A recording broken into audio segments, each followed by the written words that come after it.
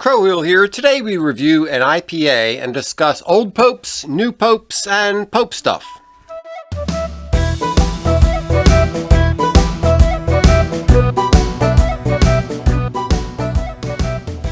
Hey, good evening, Pigweed. Good evening, Crowhill. How about some beer and conversation? That sounds like a great idea. What are we drinking? This is a homebrew IPA. All right, fantastic. Yes, so what's on your mind? Well, I just found out this interesting news that Judge Boasberg of the D.C. District Federal Judge has decided that the cardinals did not have the right to elect the Pope, and he's putting a universal injunction on their decision. Oh, so it extends not just his district, not just the country. Right. The whole universal, planet? yes. Oh, by universe, I guess you mean the entire universe. Yes. Well, he was trying to elect an American. They're trying to elect an American Pope. Yeah. And Judge Boasberg said, no, you need my permission. You need my permission. Yes. That makes so that we'll have to talk about how this all works. And well, before, let's get into this beer. So every year I brew on or around opening day. Yeah. That is supposed to be my Oriole tribute beer. Yeah. And I alter it every year. And the idea is to make it orange in color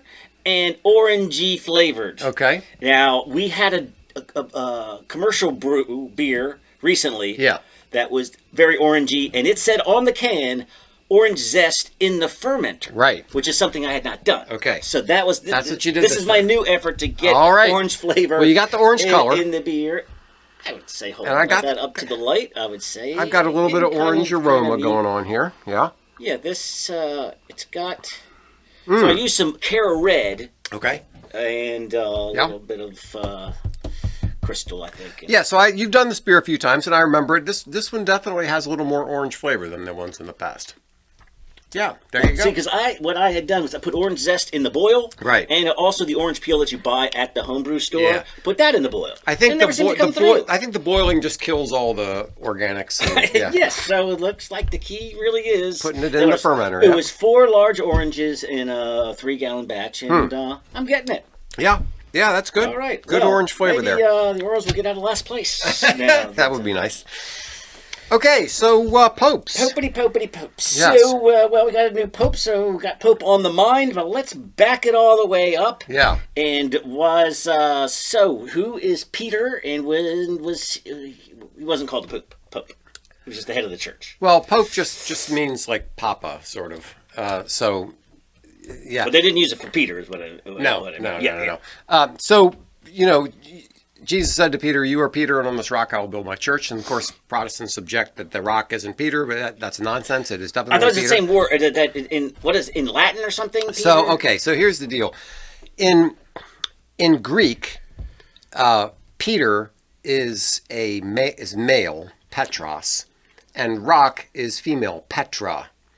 So you are Petros, and on this Petra I will build my church. So people would like to say that the rock is not Peter, but Jesus wasn't speaking in Greek. Jesus was speaking in Aramaic, which you can see in John 1 when he says, "Your name is Peter, your name is Simon, you will be called Cephas," which is Aramaic for Peter. Okay, so when Jesus said, "You are Peter, and on this rock," he didn't say. So the whole Peter rock thing is it really held up by? No, it's just a bunch of nonsense because Jesus didn't speak it in Greek. He said it in Aramaic. So, but it kind of worked out. Yes, in Aramaic it would have been, "You are Kepha, and on this Kepha I will build," because that's the word in Aramaic for rock. So he's changing his name from Simon to Rock. Anyway, there's a lot of name changing when you become an apostle. Yes, what is this? What's up with that? Well, so there's a lot. It's a common thing in the Bible for people. Abram became Abraham, and Jacob became Israel. Saul. Saul became Paul. Or Paul became Saul. Saul became Paul. Yeah, Saul became Paul. Sarai, Abram's wife, became Sarah. So different people got name changes at different times. So is it in communion? People get confirmation. Confirmation. You get a confirmation. You get a confirmation. Right. I guess there's a little connection there of some kind. So we think of when somebody says church, I think of a building. Yeah. But that's not really. So you're saying like when I hear Peter, the head of the church, I'm like, I don't think the Romans would be cool with a huge cathedral for Christians right in downtown Rome. Right. So the church is... Well, they met in houses. And they met in people's houses for quite a long time until it became okay to be able to build churches. Because you're right, they were persecuted for a while. Yeah. They were kicked out of the synagogues. The church, like you make it sound like there's a big building, buildings going on in not for Rome. A couple hundred years. Yeah. So Peter was the rock, and then he was also given the keys. Jesus said, "I'll give you the keys of the kingdom of heaven." Now, that refers to kind of like the office of prime minister. There's a passage in Isaiah that talks about the guy who has the keys of the house of David. So Peter has the keys of the new house of David, which is the church. So that is kind of the underlying theological foundation. Now, I realize there's a lot of controvery about everything that I've said. I get that. I'm right, but anyway, so the Peter is the first pope, right. And then the question becomes, well, what happens when Peter's gone? And then why is Peter gone? And how did he get gone? Oh, he got crucified. And why is it in such a strange way? He got crucified upside down. Yeah. Apparently, he said he didn't deserve to be crucified in the same way. So they crucified him upside down. That's you would think anything is worse than being crucified. Well, maybe that. Maybe, yeah. So then I guess some other very brave person steps in to be the next. Linus Clean. There's a thing in the church where they go through the names of all the early popes, and I can't remember it off the top of my head. But so supposedly there's been this continuous line of popes. Now there are some questions about that line. There was a time when there were 3 popes, which we can talk about a little later. So let's jump. I was watching the most. What the heck is it called? The most powerful man in the world, or something. It's a Discovery Channel series, and I got up through the 14th century, the 1300s, right? When for a lot of times popes are stronger than kings, and sometimes kings are stronger than popes. And was it Charles II of France had to go beg for forgiveness from the Pope? Yeah. I thought Charles II was the one who moved the papacy to Rome. Okay, right. I'm thinking of somebody else. Yes. So the Pope is the Bishop of Rome. Okay. So there are really only 3 ordained offices in the Catholic Church. There's deacon, priest, and bishop. All right. So cardinal and pope and all those things, those are offices. Those aren't ordained positions. Okay. So you become a cardinal or you become a pope when you get selected into a particular role, into a certain office. So the Pope is simply the Bishop of Rome. Right. So obviously the Bishop of Rome is supposed to be in Rome. Well, they moved the papacy from Rome to Avignon, France. Yeah. And it's called the Babylonian captivity. I think I heard 60 years. Does that seem about right? Yeah. So 1309 to 1377. So 70 years. Right. And that made the papacy seem like it was under the thumb of the French and doing the bidding of the French, and that didn't sit well with a lot of people. The cardinals are French, and it's like, boy, what is going on here? So some saint, I think it was Saint Catherine of Siena, I'm not positive, said, get back to Rome. That's where you're supposed to be. So the Pope at the time, who was Gregory the 11th, moved the papacy back to Rome, and then died. Okay. But it stuck? Yeah. So the papacy was back in Rome, but then there was the election of the next pope. There was like a mob in Rome that said, we want an Italian pope, we don't want a French pope. So there was this mob that kind of pressured the cardinals to elect a Italian pope, and that was Urban VI. But he didn't turn out to be a very good pope. And then some of the cardinals said, wait a minute, that was done under duress. We're going to do a new pope. So they elected a different guy who was Clement VII, and he went to Avignon. So you had Urban VI in Rome, and you had Clement VII in Avignon. Right. So you had 2 popes, both claiming to be pope. And then a council of bishops met to try to resolve this mess. And to resolve this mess, they appointed a 3rd pope, who was Alexander V. Okay, interesting way of resolving it. Right. See, now you have 3 popes. Yeah. So that's obviously a huge mess.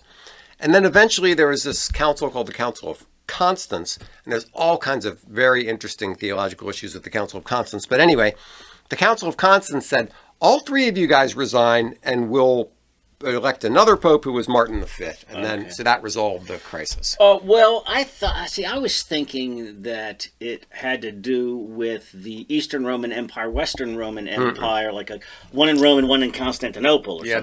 that was back in like 1050 or something. Okay, so at this point we've already settled that the Pope is in Rome. The conflict between the East and the West mostly had to do with what's called the filioque, which is in the creed. Say the Holy Spirit proceeds from the Father is the original creed. In the Western Church, they changed that to be proceeds from the Father and the Son, and that "and the Son" is apparently filioque.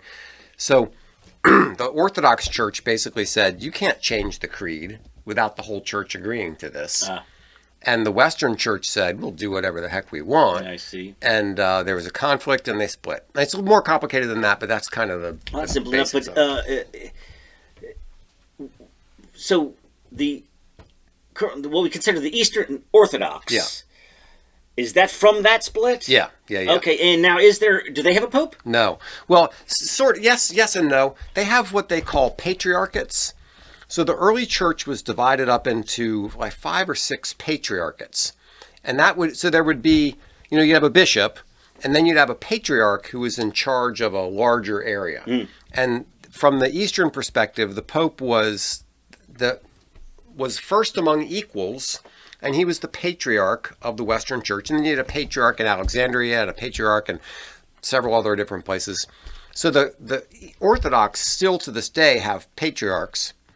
And some of that is reflected to some degree in Greek Orthodox and Russian Orthodox and Syrian Orthodox and that kind of thing. Now, do each of them have a single high guy? Yeah. A guy at the top of the Russian Orthodox and whatever. Yeah, but it's a different kind of an attitude. The patriarchs in the Eastern Church don't have the same sort of authority that the Pope has in the Western Church. Because the Pope in the Western Church is, supposed to be infallible in certain cases and all this other kind of stuff. So the Pope, the role of the Pope in the Roman Catholic Church is not precisely the same as the role of the patriarchs in the so now I also thought that there were Italians right through the 1990s or whatever, but there were some Frenchies. Yes, but mostly Italian. Mostly Italians, yes. And then are we up to date here? Do we want to get into the? Well, we had the 20th century. We had a Polish pope. Yes. So let's get our last 4 popes. Yeah. So we got John Paul II. Right. Was Polish, and then you had Benedict, who was German. Right. And then you had Frank the Hippie Pope, who was from Argentina. Thank you. Yeah. Now we've got an American Pope. What do you know? So that was the first Pope that I remember paying any attention to was JP2, and you had. So I guess we're going to get into popes and politics at some point, but here he was definitely part of the Solidarity movement. Yeah. Which started in Poland, Lech Walesa and all of that. So that was all very much part of my teen years. Yeah. A lot of people credit Reagan and Pope John Paul II with bringing down the Soviet Empire. Yeah. You would think that that the popes would have connection to anti-communism, which is I think is a good thing. Yeah. Yes. But although there's a wing of Catholicism that is kind of pro-commie, right? Yes. Well, there's liberation theology down in Central South America so there is definitely the communists wanted to infiltrate and undermine Western society, and they did that. They got into everything, including the church. So yes, But in a way, I can see where you would get the redistribution of wealth is fairly consistent with Christian theology. Sure, there are a lot of people who read in Acts where that said they had all things in common, and they say, "See, look, that's communism."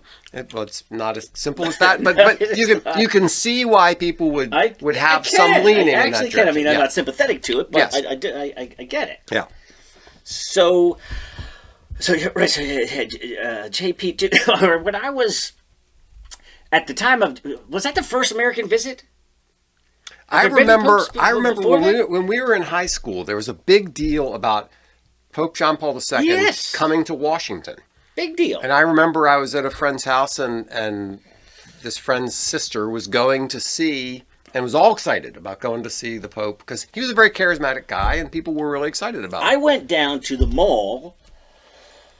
I mean, I don't know where, was he at RFK? I mean, or did he speak on the mall? I think so. Yeah, I think so. I went down there because a friend's older brother wanted to hawk some memorabilia. Ah, You know, I mean, there's a lot of merchandising going Sure, on. yeah. You can imagine. And I was also taking Spanish class at the same time when the teacher, when we were learning about, the masculine, the feminine, the L and the law, and how Right. it changes the thing, that there was some memorabilia that said "Viva la papa," which is "Long live the potato." Which is, and he says, so something small as an L or a law can really make a big difference. that's interesting. Yeah, right. Could you imagine? Yeah, I'm sure it was some non-Spanish speaking person who Yeah. thought this would be a great idea out there selling T-shirts to Spanish speaking people going. Long live the potato. Long live the potato. Yeah. So, by the way, I'm definitely getting It's getting strong it. orange. Yeah. Yes. Definitely yes. getting the Kids orange. out there, if Yeah. you want orange in your beer. Yeah, put it in the fermenter. Zest in Put the it in the fermenter. fermenter. Okay, so we had John Paul II, who is now Saint John Paul II. Then we Hold had on, don't you have to perform a miracle or have a miracle attributed to attributed you. to Yeah. you? So it used to be 3 miracles. Now it's 2, and it has to be. So the Catholic Church, a lot of people like to criticize religion in general as being credulous and believing things. They're very strict about this miracle It's like a stuff. CSI team. Yeah, yes, and they are very strict about this miracle stuff. Now, I'm not trying to say that all the miracles happen or anything. I'm not making any claim like that. But they're not just, oh, there was a miracle, good. Generally speaking, their attitude is somebody comes along and says, I saw Mary, and they're like, sure you did. And, Yeah. generally speaking, they're very skeptical about this stuff. Right, And a crying statue. yeah. Right. And they're like, yeah, sure. Okay. I don't think so. So apparently there were miracles attributed to the intercession of Pope John Paul II. So he was proclaimed a saint. And we had Benedict, who was the head of the doctrine, head of the, I can't remember, the head of doctrine under John Paul II. Right.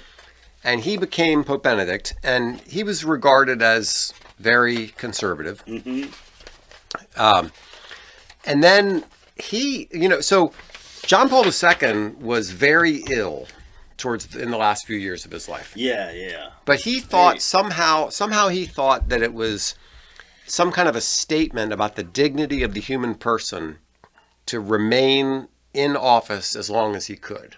He felt very strongly about that. He thought that one of the big problems in the Western world is that we don't respect the dignity of the human person up to natural death. So he thought it was important to Not stay to be in seen as like disposable or something. Yeah, exactly. So he stayed in office and when he was clearly not doing well. Oh gosh. Yeah, it was pretty sad. So then he died in office. Benedict became pope, but then Benedict had a different idea. Yeah. He decided to resign. Now there are conspiracy theories about that, but he decided to resign. Then we get Frank the hippie pope, Bergoglio from Argentina, Right. and I saw a movie called The Two Popes, Right. which is interesting because during that time, So but you don't become unpoped after you resign? you resign. You're still a bishop, Right. but you're not pope anymore. Right. Yeah. So he resigned. So in the movie The Two Popes, it went through the whole process of the conclave and how Francis was elected. But then it also talked about the relationship between these two popes, between Bergoglio and Ratzinger, who was the name of Benedict's name before he became pope. Right. And it was pretty interesting. They kind of had they didn't like each other at first, and they grew to get to be pretty decent friends. Very good. Now are we ready for the new pope yet? Or, So Apparently, if you were a betting man, there was no money on Leo. No money on him at all. Right? Yeah.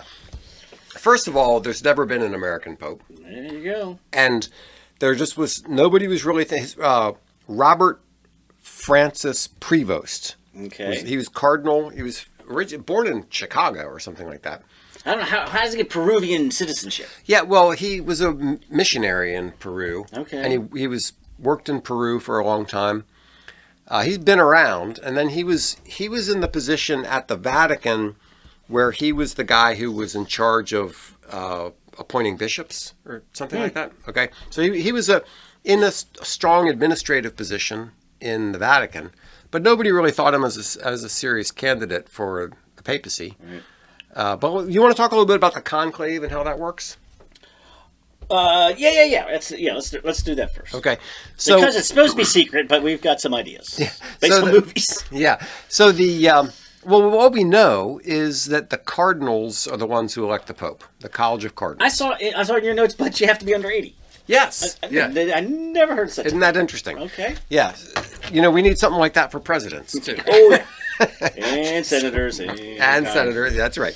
So all the cardinals under 80 who show up for the conclave go into the Sistine Chapel, and they basically get locked in there, and they have a vote. And each one of them writes on a card, "I elect so-and-so as Pope." And those get turned in, and then they get counted, and they, give the tally. And if somebody gets 2/3, then they get elected. But I think it's very rare that the first vote comes out in favor of somebody. But it tends to be what? 3 to 5 days, 2 to 3 days, something like that. I think the average is 3 days. 3 days, and which is what this one was, right? I thought it was 2. Okay. But as part of the white smoke, black smoke, yeah. At least in the movie, they burned those very cards. Yes. Is that the case? Apparently. So they take the cards, they burn the cards, and then they have these little, the white smoke canister and the black smoke canister, and they put it in. And that custom is relatively recent. Huh. The white smoke. That seems so old school. Yeah, but, I know. But apparently the potbelly stove or whatever that they use, it was installed in like 1930 or something. Okay. Yeah, so it's relatively recent. And then they burn the thing, and you get the white smoke or the black smoke, and then everybody's all excited. And this is one aspect of... I saw a meme that orange smoke coming out. Guess you know what I'm talking about. Go ahead. So when... this is one aspect of Catholic life that I just don't understand. You're going to get a pope, right? I mean, they're going to elect somebody. Yeah. And then the white smoke comes out, and everybody's all excited. Yay, we have a pope. Well, you knew you were going to. I don't understand the excitement about that. Exactly right. I see. Yeah, that we were close to what? Not having a guy. Right. Yeah, I don't quite get it. I mean, you can cheer if you get your guy. Yeah. But just cheering that there is a guy, well. This just seems strange to me. I don't quite get that. So anyway, everybody's all happy. They're out in there in St. Peter's Square waiting for the smoke to come out. And then the smoke comes out and comes out white. Yay. And then the Pope goes into some room that's like the room of tears or something like that. The Pope, once he gets the 2/3 vote, he has to say, yes, I accept. Okay. And then he goes into some other room of tears, and he puts on the white vestments. Now, this is something interesting about Leo, is that Francis didn't wear the traditional vestments when he came out first time for being Pope. He wanted to be simple and humble or whatever, so he wore something else. And Pope Leo came out wearing the regular correct vestments. Here you go. So here, is that the fancy vest there with the... That's not what I saw. Oh, no. That one. Yeah.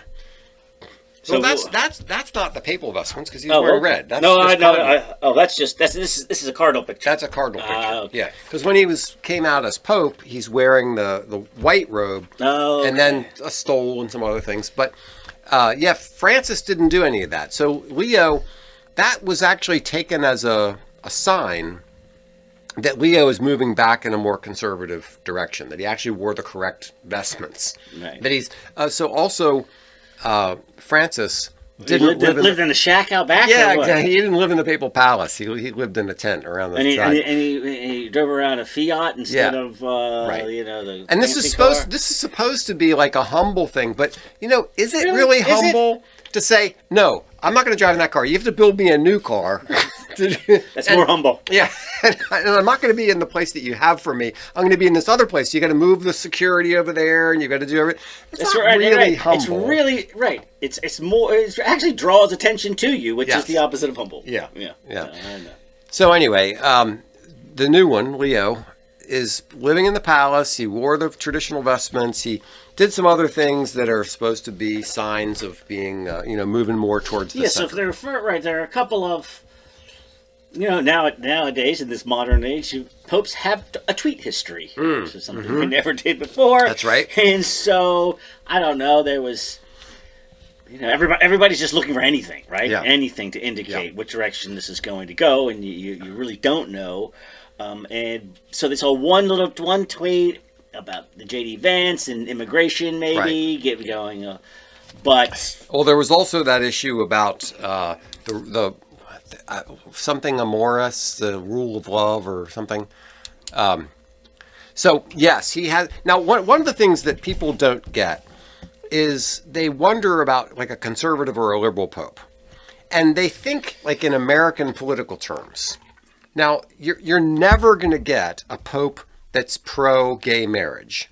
You're never going to get a pope that's pro transgender, right. Boys can become girls. You're never going to get a pro-choice pope. That's just off the table. It's never going to happen.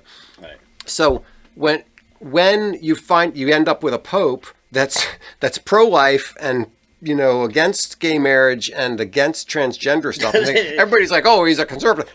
That's just that's table stakes. That doesn't. Thank you. It's just not going to happen. Right. So what liberal versus conservative means in a Catholic context is very different from what liberal versus conservative means in a U.S. political context. Yes, so I'm listening to Michael Knowles, who is very Catholic and really knows his Catholic history and he actually came to defense of Francis. He says, Francis was not nearly as liberal as the stated view of Francis really was. I mean, popularly was. Yeah. And so he went through a few things like even would he bless a gay marriage? Remember that there? Right. He kind of danced around that a little bit by saying he would bless individuals. Yes. Right? Isn't that it? And, yes, and that was like question. Taken as like what is that? Is that an indication of the papacy moving towards? The big problem with Francis was that it was never really clear exactly what he was saying. He kind of lived. He's a Jesuit, okay, and Jesuits have a bad reputation for basically lying with their fingers crossed behind their back, and so Francis was always kind of skirting on the edge of things and making them unclear. And he would talk about, somebody would ask him a question about homosexuality, and he would say, "Who am I to judge?" Well, you're the Pope, dummy. What do you mean, who are you to judge? Yeah. But anyway, so Francis, no, he didn't promote gay marriage or anything crazy like that. But he did do a lot of. He was a climate change guy. Yeah. He was basically an open borders guy. Yes. So in those senses, yes, he was a lefty. Now, I think it was listening to Knowles and his explanations that he thought they tended to, swing the pendulum ever so slightly from pope to pope. Yeah. And so, broadly, there's sort of a corrective measure going on, and so that he might be a little bit more right-leaning. I got a few quotes here, and I don't know. I mean, I'm assuming that, it's Twitter, right? Yeah. I mean, you can attribute anything to anybody. That's right. And so this is actually the Catholic... Moral Twitter. relativism promoted by certain Marxist currents denies the truth of Christ and corrupts the conscience of young people. Okay, so that's very encouraging. Yeah. Right, and then you've got another... Oh, my glasses here. Okay. Right? Communism has penetrated even Christian circles, distinguished as solidarity. It is our pastoral duty to expose it. All right, so that's... Disguised as. My wrong glasses for me. That's if you're looking for little inklings and you're looking for something to read into a tweet thing, Right. I mean those are at least positive. But how about the pictures of the Leos? Oh wow, that's pretty interesting. Is it striking? Yeah. So I'm not sure how old Pope Leo the 13th was. Yeah. So but this century, but still. No. Leo was a while ago. Leo the 13th. Yeah. Wrote a famous encyclical that's very influential in Catholic social teaching called Rerum Novarum. And it was a response to the Industrial Revolution. And it was basically a statement about how Catholic moral social teaching should be applied to the new situation of the Industrial Revolution. And a lot of people think that Cardinal Prevost chose the name Leo because now we have this new revolution. We have an AI revolution. And, the funny thing is he's a mathematician. He's he's an old man, but he's not like your grandfather who doesn't know what AI is. Right. I mean, he gets it. He's a smart guy. So I'm wondering if the new Pope Leo is going to try to apply Catholic social teaching to AI, which would be lovely. Very forward thinking. Is anybody in the world thinking about what we're supposed to be doing? Nothing is going to be untouched, including the Catholic Church, by AI. Yes. So let's get out in front of this. Yes, maybe there should be somebody thinking about it, giving some serious thought to it. So that's another encouraging thing. It is an encouraging thing. I would say. So from all indications, I like the guy. Oh, and I also saw a meme that said the tariffs are going so good, even the Pope is made in America. Yes. So I mean that's I think the African guy was the front runner. Was that? Well, I know a lot of conservatives were pulling for an African Pope. Yeah. I don't remember who it was, but I remember that was going into it. Everybody was thinking that's the conservative choice. Right. That will be the conservative choice. And I was really hoping that he would get it because I really wanted to see how the liberals were going to spin that the conservatives were racists by wanting an African Pope. I mean, it was like their brains would explode. They would have done it, but it would have. But you would have gone, huh? Yeah. I mean, James Carville, he would have had to spend several nights thinking about that one. Yes, it's not like they haven't twisted themselves in pretzel knots before. That's right. So, like you said, there was between the two movies, that movie and Conclave, which these guys probably were thrilled that. Well, I'm going to say thrilled that the man died, but we're thinking to themselves, wow, isn't our movie going to get a boost after this? And it did. Apparently, the Netflix viewership of Conclave. Because everybody's curious about it, which is why I watched it. Me too. I wouldn't have ever watched it except for that. Me too. So between that and the two popes, all right, so you go in, everybody goes in, they vote, there's no 2/3, and, they go to lunch. Now, are people, I suppose people are jockeying and, just like happened, I only saw Conclave, but I don't know if Two Popes was like that. Yeah, so apparently a lot of the jockeying happens before they even go into the conclave. Right? All the cardinals show up. Now, nowadays, they get on a plane and they show up in Rome. Think about what it was like 100 years ago. True. Somebody's got to sail in a ship from, Ethiopia or something. So it's not 2 weeks later that everybody's voting. But now, so they all fly in and they're talking and they know what they're there for. So they know what they're talking about. So there's some kind of talking ahead of time. And then they go into the conclave. They have to give up their cell phones. There's no outside contact. They scan it for bug devices. Sure. Right? They're pretty serious about the security. Yeah. Supposedly, I don't know if this is true, but what I've heard is that, those silly outfits that the papal guard guys wear, they look like something out of, Oompa Loompa land. The Swiss Guard? Yeah, the Swiss Guard. Right. They look absurd, but apparently they are badasses. Yes. They're very serious guys. So anyway, the very tight security for the conclave, no outside influence. They vote up to 4 times a day until they get a 2/3 majority. And they stay, there's like this special papal apartment complex, basically, that they stay in while, like a sequestered jury. Yeah, that's right. Yeah. So they're all staying in there. And, there's people meet in groups. They meet one-on-one. They do various kinds of chats. In conclave, they saw how people, regionalize, which kind of makes sense. The South Americans are sitting at one table for lunch while the Italians at another table for lunch. And one of the more conservative cardinals was saying, look, in the old days we just all speak Latin. Now you've got a bunch of guys over there speaking Italian, a bunch of guys over here speaking Spanish, and there's not as much Catholicity in a way. Yes. So they take their vote. So let's do the movie. Yeah. So Conclave. I'm watching Conclave, and it's the best actors, it's the best director, it's beautifully shot. I love the music, the pageantry, the whole thing. Yeah. And you're not going to just make a straight. A plot has to have the twist. Yes. A plot has to have some kind of interest to it. Something out of. If it's just a documentary of an ordinary conclave, well, it's just not a movie. So something's got to happen.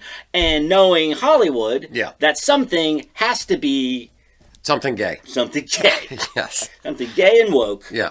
And so you're waiting for it. Yeah. It's like it's what's it going to be right now? Yes, right now when I watch any series, I'm like, okay, when's it going to happen? Everything's going good so far, and there's the trans guy, and there's the lesbian kiss, right? Yeah.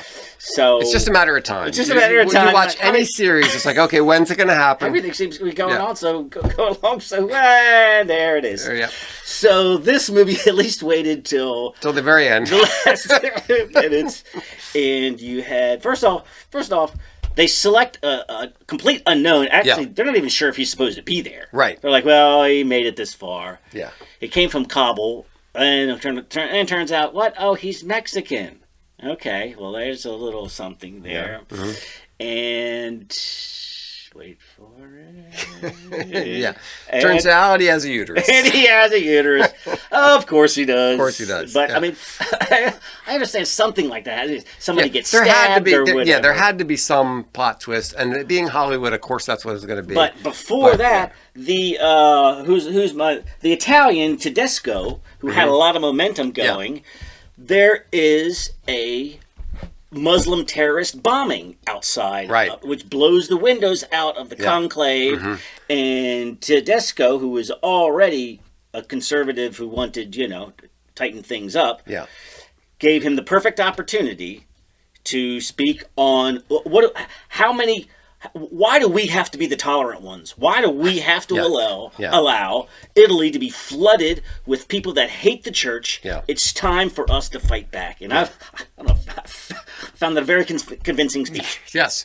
But it didn't play well with the cardinals. And then the guy who does become pope gets up with some, very gentle, we need to forgive. The forgiveness guide Benitez. Yeah.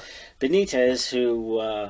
the one with the uterus. The one with the uterus stands up and gives this very soft-spoken speech about tolerance and forgiveness. And everybody's